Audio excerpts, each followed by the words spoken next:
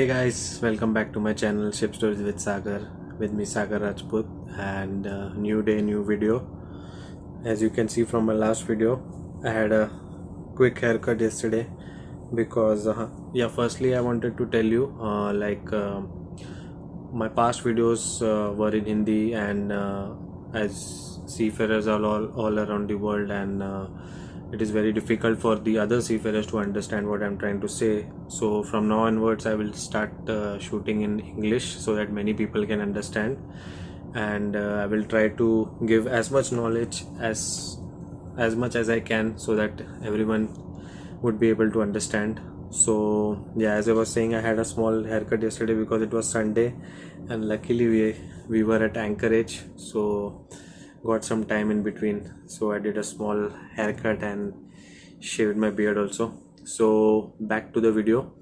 Okay, so this video is one of you guys commented sir, what are the sailing period of all the vessels? So today I will tell you, as per my knowledge and my experience, like how much is the sailing period of all type of vessels. So just a small disclaimer before starting the video is that whatever I'm going to say, like the sailing period of all the vessels, it is not guaranteed. Like whatever I'm saying is like it is that much only the sailing period. It will vary because the sailing period of all vessels, it depends upon your charterers, owners. It depends on in which area you are sailing, and yeah, that much only. And I will give you a brief idea about how much is the sailing period, so you'll come to know about it. Many of you want to sail, they want more sailing period. I know it is for me also. Everyone wants like that only. Nobody wants to go in port very often because it is very hectic. Like on my vessel, now we are doing Gulf and India, so it is very hectic. 4 days we have one port, then we have to go back again, load and again discharge. 4 days, 5 days, so it is very hectic. So long sailing periods are more easy and more comfortable. You can do your work, you can have rest and all. So let's begin the video, and I will share as much as knowledge I can, and hope you will like the video. And if you have not subscribed to the channel, please subscribe to the channel Ship Stories with Sagar.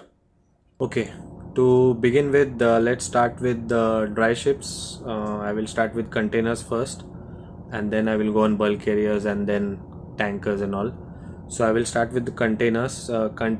Normally the sailing period depends, as I said, on the charters, like in which area you are trading and what cargo you are carrying. It depends on your charters. So sailing period of containers, if you are sailing in US coast and all, if you're carrying containers from there, so the sailing period will be about 3 to 4 days, depends on the port in which you are going. If you are sailing from Europe to US, so it takes about 12 to 13 days for a normal vessel to cross Atlantic Ocean from US to Europe.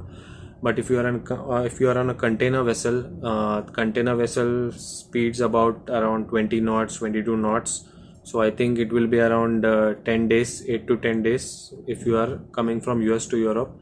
If you're loading in Europe and if you're sailing in Europe, then again it is the same 2-3 days maximum sailing will get. But for the containers, actually the problem is they are very fast and they have to be on time everywhere. So they don't have that much long port stay, and the mooring stations are hectic sometimes because you're loading somewhere and then you're going discharging somewhere close by, so you don't have that much time, and all the operations and all the planning is done from the shore side. And yeah, you can get long sailing in containers also if you're loading in Europe and all, and you're coming to Gulf, or like in the Indian Ocean somewhere, or if you're going to China. That is a very long period. I think about 30 to 45 days if you're coming from Europe to China and all. So containers are average about 7 to 15 days, I will say. As per my knowledge, I have not sailed on containers. That is why I gave a disclaimer in the start of the video that this is just as per my knowledge. I don't have that much idea about the containers. And So second, I will go to bulk carriers, and bulk carriers are basically dry ships, basically which carry cargo in bulk. So bulk carrier is also the same. So see, the cargos are based upon the charters. So where the charters want to trade, it is upon them. That is not in our hands. So if you are lucky, you will get a long sailing. If you are not lucky, then you will get short sailing. But bulk carriers normally they get long sailing. Like suppose if you're loading in South America, in Brazil and Argentina, somewhere that side, and if you're coming to China and all, that is a very long period, around 40-45 days sailing. And bulk carriers get anchorage also, long anchorages, because the problem on bulk carriers is that if the weather is not good, if it rains or if there is something like that, the cargo operations are stopped. You have to stay there only, because they have big hatches, and you cannot load discharge that time. It will spoil the cargo. Unlike oil tankers, chemical tankers and all, they have everything closed. So bulk carriers, they get long sailing, they get long anchorages, and it also depends on the size of the bulk carriers. If it is a Handymax small bulk carrier, or if it is a Panamax, or if it is a big Cape size bulk carrier, they sail like for around 40-45 days. They get good sailing. And that's it for bulk carriers. Now I will go on this tankers on to my yeah, first I will go to oil tankers. Oil tankers, in that also there are mostly two types. One is product tanker, which is around 180-183 meters long, and the other are big ones like Aframax and the VLCCs, the ULCCs. In VLCCs, ULCCs, you get very long sailing, because normally they get about 30 to 45 days. They are very big ships. They don't go inside the ports also. They do SBM, loading discharging, or they do STS operations, because the draft of those vessels are very much, and they cannot go inside each and every port, so that is limited. So they discharge, and again they come back, and it takes about 40-45 days sailing. If you are coming from, like if you're loading in Gulf and you're going to US, or if you're going in loading in Gulf, you're going to Europe or China. So the sailing period on VLCCs and all these bigger ships are more, compared to the product tankers and all. Product tankers and chemical tankers basically are more or less the same. Chemical tankers, actually the run is a bit smaller, because chemical tankers, you have different parcels. Unlike product tankers have 2 3 4 parcels, but in chemical tankers you may have around 12 parcels, 15 parcels. Depends on the charter again. So in chemical tankers, what happens is the charterer does not want to keep the cargo tank empty. So what he will do is, if he loads in one port and if he discharges in the other one, the next port, so what he will try to do is, he will try to load the cargo in the same tank after tank cleaning, obviously, so that he can gain something, not be in loss. So chemical tankers, the problem is this, as per my vessel, this is the same thing happening. Now we are on a short run, because we are doing Gulf in India, but sometimes you get long sailings, depends on the charter again. If you load in Singapore, or if you load in Indonesia, you can go to US, you can go to Europe, depends on the charters.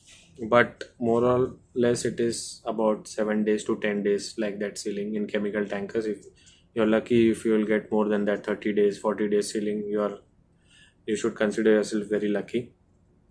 And gas tankers is same like oil tankers. Big gas tankers also get very long sailing. They load maximum in Gulf, or in like in US and all, and they come to Europe. Or if they load in Gulf, they go to US or they go to Europe. Gas tankers are in very much demand today, nowadays. So if you get an opportunity, you can try in LNGs, because nowadays too many vessels are coming up in LNG, and the salary is also high, and the market is also good, and the sailing is also good. Work, it is risky, gas tanker, but workload is a little bit less. And yes, these are the maximum ships which I covered. Type of vessels, reefer and all are not that much, but reefer vessels also get that much, only around 15 days sailing on an average. And nothing else. I have covered almost everything. So I hope your doubts are cleared in this one. As I said before, this is just like as per my experience what I am sharing. For chemical tanker, it is like this only whatever I have said, because I am sailing on chemical tanker, so I can give an exact idea. But for other vessels like dry vessels and all, I don't have that much idea. It's just as per my knowledge from here and there. So I hope you gain some knowledge from this video, and your questions are answered. If you have anything else, you can ask me in your in my comments, and you can message me on my Instagram ID. I'll be more than happy to help you. And I'll make another video soon, because as I said before that I'm not getting too much time on this vessel. Hopefully, if our next voyage is a bit long, I will try to make more videos and share as much knowledge as I can. And that's it for today, guys. So I'll see you in another video. Hope you liked the video. If you liked it, do like, comment, share, and subscribe to my channel Ship Stories with Sagar. I will see you in some another video some other day. Till then, take care. Bye bye. Be safe. Bye.